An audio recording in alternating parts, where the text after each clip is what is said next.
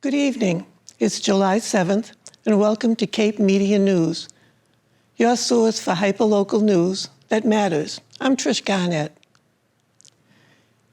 In a heartwarming event at West Dennis Beach, 4 Kemp's Ridley sea turtles were released back into the wild after undergoing several months of rehabilitation at the New England Aquarium in Quincy. The turtles, which were discovered cold-stunned on Cape beaches last December, have made a remarkable recovery under the care of the aquarium's dedicated team. Cold-stunned sea turtles wash up on the beaches at Cape Cod every year because of the rapidly changing water temperature and wind patterns. Many turtles cannot escape the hook-like area of the Cape Bay before becoming hypothermic. Most turtles complete their rehabilitation within 8 months and return to the ocean waters south of the Cape in the summertime. The successful rehabilitation and release of the 4 endangered Kemp's Ridley sea turtles marked a significant milestone. The event, which was open to the general public, drew a large crowd eager to witness the turtles return to their natural habitat following their recovery at the New England Aquarium. The town of Yarmouth is planning to undertake beach nourishment and long-term maintenance dredging in several channels in the area, including the Bass River, Parkers River, Lewis Bay, and Nantucket Sound. The purpose of this project is to maintain safe and navigable gaps in the navigation channels. According to Bill Bonetti, the director of the Division of Natural Resources for Yarmouth, the permit covers maintenance dredging rather than new dredging. About 20% of the dredged material is expected to be used for beach nourishment, which involves placing sand on eroded beaches to raise their profile and enhance coastal resiliency. The remaining dredged material will be placed on beaches above the high tide line or in an upland location. The beaches targeted for nourishment include Barry Avenue, Colonial Acres, Seagull, Thatcher, Seaview, Bass River, and West Dennis beaches. Bonetti mentioned that they have to consider time of year restrictions due to the spawning cycles of certain species and nesting habitats of shorebirds. This means that dredging activities will be scheduled to avoid interfering with spawning and nesting schedules. The town is willing to work with local residents and address any concerns regarding the project's impact on wildlife. The deadline for filing comments on the proposal is July 13th, and comments should be sent to Charles Farris. Every year, officials of the Dennis Water District mail out postcards to residents and businesses with information on how to access the annual water quality report. This report provides an overview of last year's water quality and includes details about what's in the water, where it comes from, and how it compares to the state's standards. The 2022 water quality report is now available. And good news, the water supply is safe. The water system did not violate any maximum contaminant levels or other water quality standards. You can visit denniswater.org to see the full report and other information regarding the Dennis Water District. Cape Symphony's Joy for July concert in Asselton Park on July 4th was unfortunately canceled due to the harsh weather we experienced on Independence Day. The free concert was intended to be the culmination of the town of Barnstable's day-long celebrations of street parades, a boat parade at Hyannis Harbor, and music on Main Street. No rain date was announced for the concert, but Cape Symphony will be holding another free concert next month at 7 p.m. on August 24th at the National Seashore's Salt Pond Visitor Center in Eastham. Like Joy for July, next month's symphony at the seashore will be led by conductor Jung-Ho Park.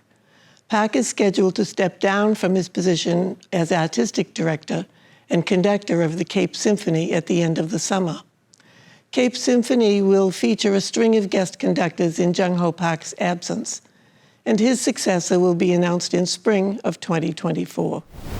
The Steamship Authority has embarked on an environmentally conscious journey by procuring 3 electric buses.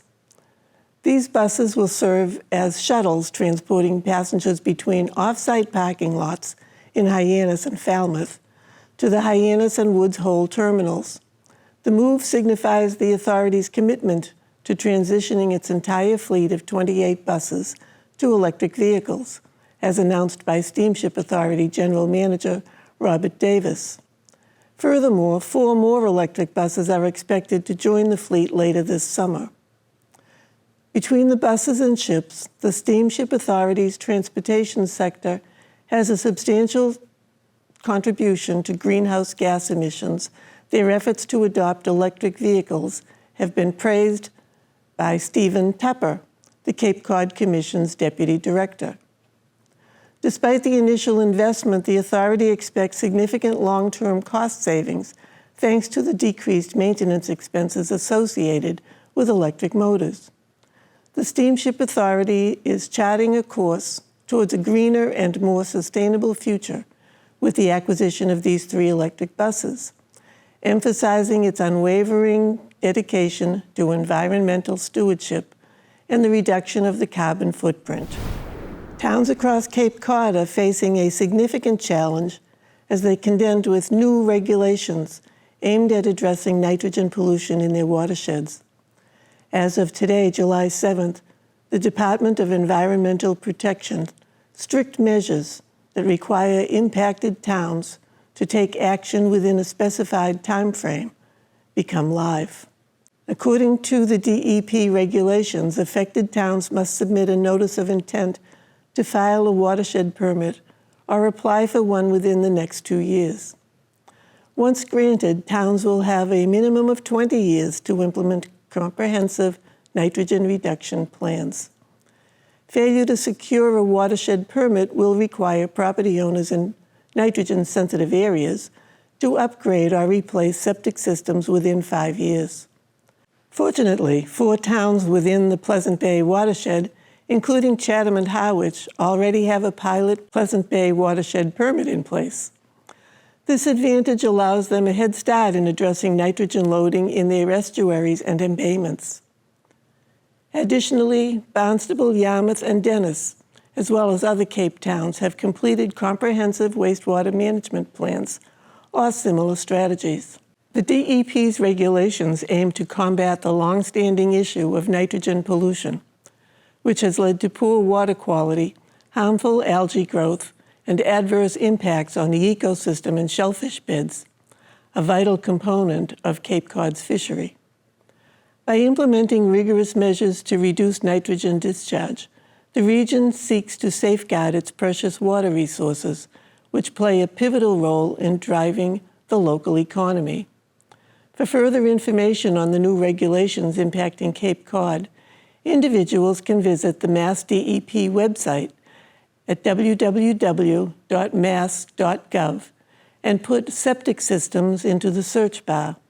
The website also provides an interactive map highlighting the watersheds affected by the regulations.